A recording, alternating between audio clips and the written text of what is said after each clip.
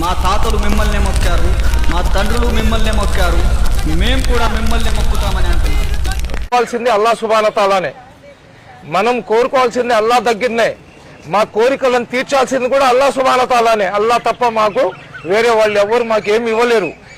అసలు వాళ్ళు దేవుళ్ళే కాదు, మా దేవుడు అల్లా ఒక్కడే అని వాళ్ళు అంటున్నారు. వాళ్ళకి కాని దేవుడు మీకు మాత్రమే దేవుడు ఎలా అయ్యాడు? తాతలు తండ్రులు దేవుడని మొక్కారా లేక మొక్కించారా అంటే సమాధానం మొక్కించారు అని చెప్పొచ్చు. దాదాపు 600 ఏళ్ళు మనల్ని ముస్లిం పాలకులు పాలించారు. ఆలయాలు కూల్చారు, మాన ప్రాణాలు తీశారు, కాళ్ళ కింద చెప్పుల్లాగా మార్చారు, బతుకమ్మని కూడా బట్టలిప్పి ఆడించారు.